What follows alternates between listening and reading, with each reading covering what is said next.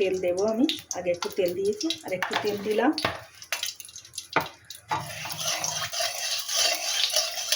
একটু গরম হোক কড়া। তেল গরম হয়ে গেছে, এই লঙ্কা দিলাম, একটু জিরে দিলাম, দিয়ে কটা ঢেঁড়স ছিল ভেন্ডি ছাদ বাগানের, তা কী করবো এর মধ্যেই দিয়ে দিলাম।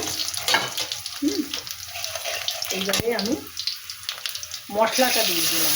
মশলাটা আছে একটু শুকনো লঙ্কা আর ধনে,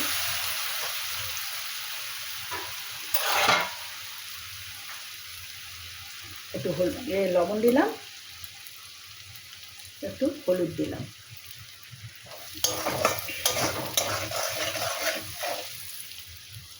এইবারে সব রকম সবজি আমি সিদ্ধ করে নিয়েছি, এই দিয়ে দিলাম।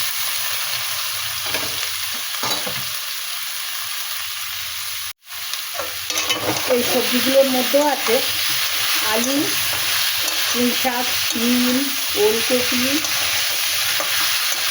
এগুলো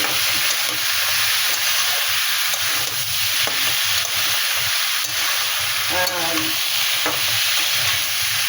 পেঁয়াজ কলি সবই আছে, এগুলো দেওয়া আছে। এবারে এটা আস্তে আস্তে হতে থাকে। এটা তাড়াহুড়ো করে রান্না হয় না, এটা আস্তে আস্তে। এর মতো পালং শাক ছিল, একটু জল বেরিয়েছে। যাই হোক, আমি একটুখানি চিনি দিয়ে দিলাম, একটু মিষ্টি মিষ্টি হলে ভালো লাগবে খেতে, চিনি দিয়ে দিলাম। দিয়ে আবার একটু ঢেকে দেব। এবারে ঢেকে দেব। দেখো বন্ধুরা, এত সময় আস্তে দিয়েছিলাম সিদ্ধ করার জন্য, আস্তে আস্তে সিদ্ধ হয়ে গেছে। এবারে গ্যাসটা একটু জোরে দিয়েছি, ঝোলটা একদম শুকনো করে নেব। দেখো বন্ধুরা, এবারে সব রকম সবজি দিয়ে ঘন্ট হয়ে গেছে। এবারে আমি গ্যাস অফ করে দিলাম। এই দেখো, পরিবেশনের জন্য দেখো রেডি হয়ে গেছে। তোমাদের যদি ভালো লাগে তাহলে একবার লাইক কমেন্ট করো। টাটা বন্ধুরা, তোমরা সবাই ভালো থেকো।